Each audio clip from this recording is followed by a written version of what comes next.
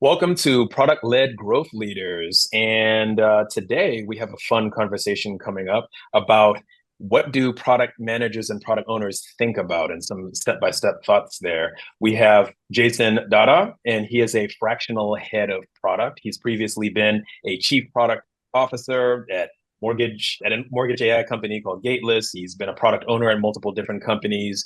He's even helped build startups from the start multiple times. And today I think you focus on SMB growth strategy as well. Jason, welcome to the show. Thank you. Thank you very much for having me. I'm happy to be here and just a touch nervous. No, I think it'll be all good. Why don't we start off by talking about just a little bit of your background? I touched on it a little bit, but just giving folks an idea of the kinds of stuff that you know about starting products and guiding them to go to market, things like that. Sure, my journey has been very interesting from the perspective of always being at the nexus of a great idea and how do we get it done.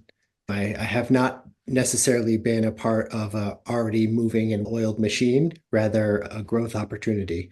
15 years in product, as you mentioned, three startups, fortunately part of three acquisitions as well. So very lucky journey that I've had. And the amount of 0 to 1 iterations I've had and 0 to -1 in terms of things that have just gone wrong, right? And how many lessons I've learned from those as well has just been something I'm excited to share with some folks and work through some of the methodologies I picked up along the way.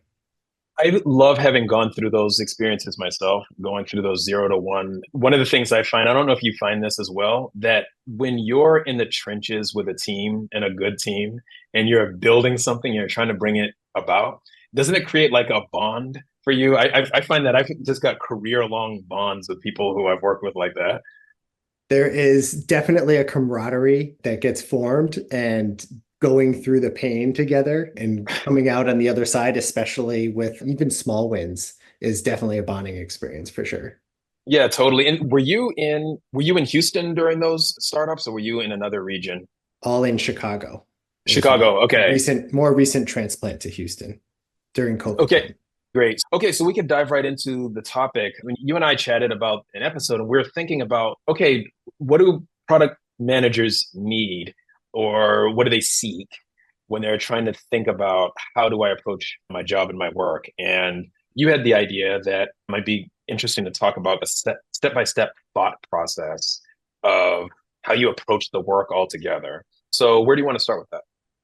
Sure. Yeah, no, I think there are a lot of wonderful aggregation of content around product management, and a lot more people are willing to talk about it, and there's so many more platforms. But what I'm seeing is there is a little bit of a vacuum in the what am I actually doing like on a Monday? Like where should I spend some of my time? What am I actually doing? There's tons of concepts, but how do you apply some of that? So I wanted to really focus in on one of my favorite things that I try to teach my teams and growing product managers about, which is just thinking and how to spend time thinking. How to carve out the time is a totally separate problem. I'm not going to focus too much on that. It's team by team and person by person.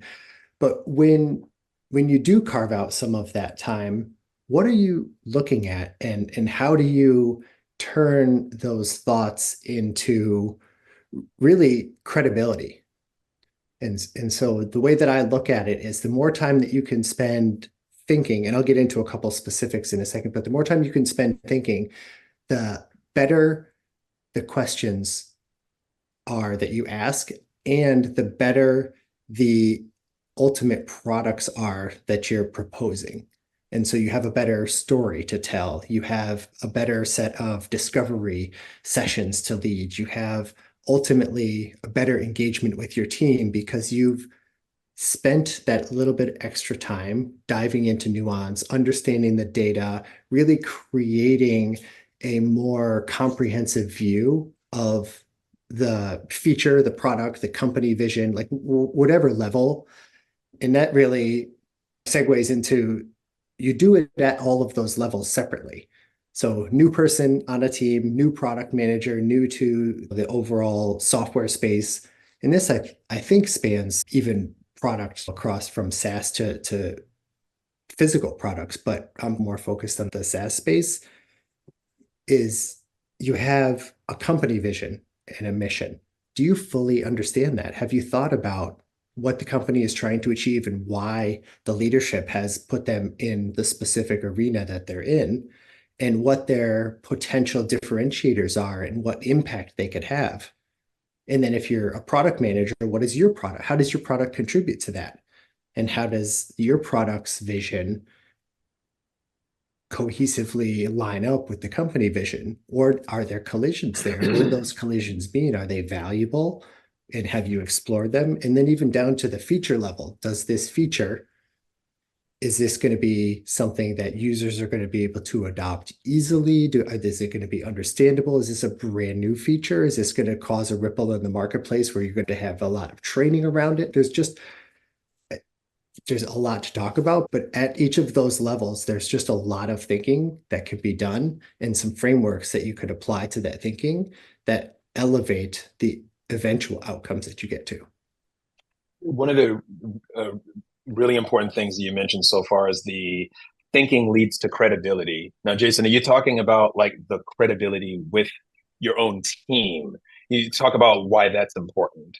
Of course, it's important, but what are some of the things that go missing or don't turn out well if you're missing that? Sure. Yeah. I think most importantly, it's with your team first because that's your day to day. That's where your output turns into usable software in the SaaS space. So if your team doesn't believe in the feature or the product mission or your strategy to achieve results, then they're not going to be as excited. And also, they're not going to partner with you as much on solutions. They're just going to be like, fine, we'll build whatever you want and we'll just collect our paycheck and we'll move on. Whereas when you establish that credibility based on thinking and research and as much as you can, reasonably do in a 40-hour work week or whatever your time allotment is, you you are able to again tell a better story to everyone on the team about how they fit into it and what they're building and how important it is to an end user and how this could be exciting or revolutionary or even just achieve a percent of XYZ milestone that you're looking to achieve. And people want to be part of that success. And if they're lost along that journey of where your product fits in, they're not going to be as bought in. Yes. And so you as the product owner, another thing that you pointed out is the company versus the product. And I think a lot of times we think of those as being the same thing, and they're not necessarily the same thing. What is the what do you think is a helpful way of thinking about the company as it relates to the product and the relationship between the two? Sure. There's a whole mess of kind of topics in there, but generally, one thing that I like to try to think of separately is a company is there for revenue. They have a mission, and the mission is admirable, and it's probably something that you can rally the team behind, whatnot. But ultimately, if they're not going to have sustainable revenue, the company will likely not exist for very long. This isn't a blanket statement, but in general, let's just zoom out a little bit here. Whereas a product is much more focused on a user base. And so you're really talking about what is the effect of what I'm building going to be on a population of some sort? Is this adaptable, adoptable? Are they going to enjoy this? Is this going to be a nightmare? Is this something that's easily integrated into a current workflow, or is this going to be a big deviation? Can you do single sign-on? Do they have to log into something new? All of these that's a product kind of focus. And so your product team goals and your product KPIs and whatnot, your outcomes that are super key are very different than the key outcomes for a company. And on occasion, the team KPI may be the company KPI for a quarter or two or a year or something like that. The company may be along for that growth that a particular channel may be providing. But in general, the company is revenue focused and growth focused, whereas the product is usability and adoption and basically delight is one of my favorite things. Yeah, and one of the things that I've found is that there's the communication between the product people and the business that reassuring folks that we have the company's best interests in mind. We're not running off into a playground and then doing something irrelevant and things like that. And that goes back to the thinking. The more time as a product manager in your space that you can spend thinking about how all these puzzle pieces fit together, and again, zoom out. What is the world, what's happening in the world economy right now? What is this industry experiencing right now? How is the marketplace that we're playing in dealing with those potential changes, or is everything stagnant? And how are we differentiating in our marketplace? Do we have a specific category, a subcategory of the marketplace? So understanding all of that and not just building the best feature that you can build, but knowing how it fits together in a more cohesive fashion, that builds the trust with your executive team because you can say, hey, if we do this, there's three other companies that are doing it. They're doing it in this way. We're going to do it slightly differently. The reasons why we're doing it differently, and you can just keep going and you tell a wonderful story. And again, we can get into some real nitty gritty, unfortunately murky depths here with that. But there is just so much value in being able to tell that full story and show a little bit of showing off how much you've learned along the way. And it's not internal business only, it's also your customers and your stakeholders and potential customers. When you talk to them and you can align with their problem statements so deeply that you're almost predicting their next complaint or their next wish and their wish list, or you're telling them why you can't accomplish exactly what they're saying, but you're telling them what you can do and how it's almost as good or better even sometimes. That kind of conversation, those kind of back and forth, massive credibility when you really get the problem, but also the trust you're building there earns you a probably lifelong partner where most potential, or not, I don't want to say most, a lot of other potential offerings may not be able to show that depth and of true understanding of the problem statement. Love it. So we're talking about thinking, how that leads to credibility, and it ensures that what you're giving off to the rest of the team, they're able to do their work. The requirements have been thought through and everything. What else do we want to say about the thinking and making sure that we're doing that in a thorough manner? That's a great question and something I wanted to start with. So you just reminded me. First, I know that product managers have all sorts of experiences with whatever companies may be employing them. And there are people that are absolutely in love with their job and have full empowerment, which is a key word these days. And there's folks that are very frustrated with the ability to manage change or affect change in organizations. And I think that one of the best tools that you can use to move forward confidently is deep thought and really thinking about these problem spaces. So if you want to empower yourself, which I think eventually leads to more empowered teams, or frankly, just maybe better opportunities, right? If you're just in the wrong place, the more that you can demonstrate the deep thought that is needed to be an effective product manager, the better you're going to have in your next interview or your next opportunity.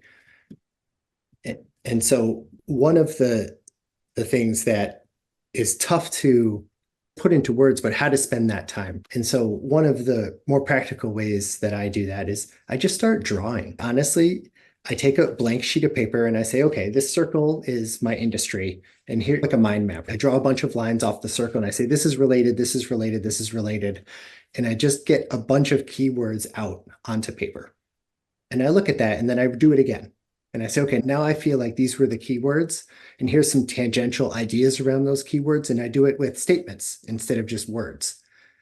And eventually I get to a place where I'm like, okay, this is a really decent representation of what's happening around my product, around my industry, maybe around this marketplace. Where are we positioned now? Are we over here to the left? And maybe one time I can pull up some diagrams in the future, but I don't have anything ready right now. But what you're really trying to do is make sure you have your bearings. And then you take that to someone in the business and say, this is the story that I'm telling myself. Do I have this? What would you add to this? What do you think about this? Now, more seasoned product people have their own ways of doing this, and a lot of people are not maybe in the 0 to 1 phase, and there's different, but I still think the exercise is valuable of just, is this the right story? Am I framing this right? What am I missing? And you're partnering with somebody, and again, you're showing off that you've been really thinking and that you're passionate about this endeavor. And you're also saying, hey, I am not so egotistical as a product person that I think I have all the answers. I want to partner with you and I want to demonstrate that I'm open to other ideas and to growing my sphere of understanding around the problems that we're addressing here. And I think that's a really nice segue into conversations at a skip level or even with your manager, but definitely if you can get the ear of an executive with some of your ideas, you lay the foundation by saying, here's the world as I understand it. Okay, so this is really cool. Let's try to do one and do an example. I'll throw an example out there.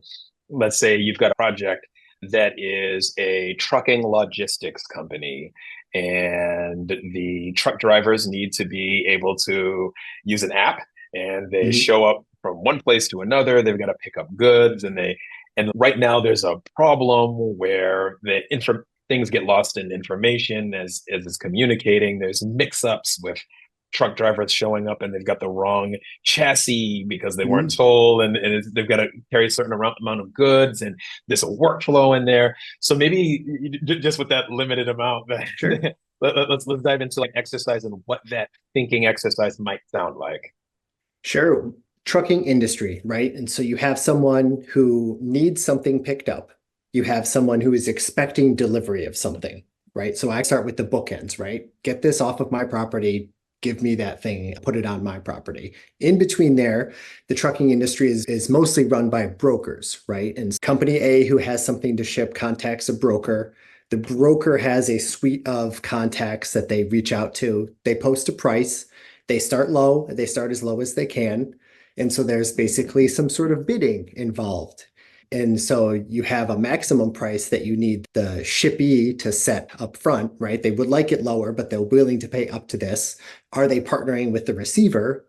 Are they splitting the cost? So I would think of another vehicle I always use is follow the money. And there's a shippee, there's a receiver, there's a broker, and then there's the truckers who are the drivers, excuse me, who want to bid.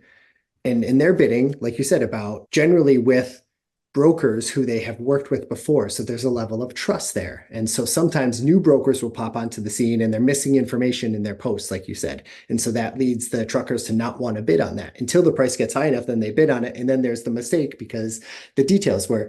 And so I would write all of these keywords, right? So there's this bidding, there's brokers, there's shipper receiver, there's bid price, there's timelines, there's routes. So there's route optimization. Do you need it picked up on a Tuesday? My current job doesn't finish till Tuesday, and I'm at a 60% chance of delay based on the traffic on I-80. And so there's just a massive amount of coordination that needs to happen. And I know that because I worked a little bit with this, but if I didn't know that, what I would do is I would look at like how do I ship something? And I would go into ChatGPT. If I was trying to transport something from San Francisco to Reno, what would I do? What if it weighs more than 60 tons? What do I do then? How many axle truck do I need? And what are all the things that could go wrong? And as a product person that's been doing this for a while, I think you get used to just asking all those what if questions. But I think potentially some folks that are not as seasoned as trying to break things are a little bit more ready to just take that initial description and say, okay, I can build an app to ship something from A to B. It's super easy, and it's just not easy. Yeah, that's super. So I love that. And as you're talking through that, I'm finding or looking for the anatomy of it. And I heard you lay out a framework. You take these kind of bookends, as you call them, and okay, this is the conceptual space we're working with. You identified processes and roles and relationships among the roles. And so tell us about how does the thinking of the product owner plug into the thinking of the researchers and designers and things like that, and Oh, great. where and how does the baton get passed, and where are the different territories? How do you think about that? If I'm trying to be very methodical with thinking about that, I try to draw a picture end to end. We just talked about, but with as much detail as possible, filling in a lot of the blanks. And I try to highlight the area. This is where we're trying to impact. We may be trying to impact the quality of the bids, not the whole entire process. We're not renting trucks, we're not fueling or anything like that. We're just like, how can we get the truckers to be more engaged with open bids that are out there for bidding? How can we raise the quality of the idea or the job, excuse me, so that more people will bid on it, better quality? And you again, you because you've done that research, you get to tell the development team and the discovery team, as you mentioned, what the opportunity is and what the impact of our opportunity could be if we're able to really understand the problem statement and how we can build software to solve some of these really tangible problems. Excellent. I love that. So wrapping up here, how would you summarize? Because I want to go on further. I've got some more questions, maybe another time. But how would you summarize for the listeners how they should think about thinking in terms of their job and the importance of it and how to approach it? I think the best way to summarize it is the more product experience you gain, the more you will be required to think as a tool that you can put in your tool belt early in your career, investing in ways to create that kind of output for yourself and to tell better stories and to get better engagement and to build trust and to build credibility, I think is one of the biggest investments that you can make. And similarly, I think we could go on for quite some time here, but it's really just finding a way to effectively use time to build a deeper understanding of what you're trying to affect. Deeper understanding. I love it. Jason Dadah, thank you so much for joining us today. This has been a pleasure. Thank you for the opportunity.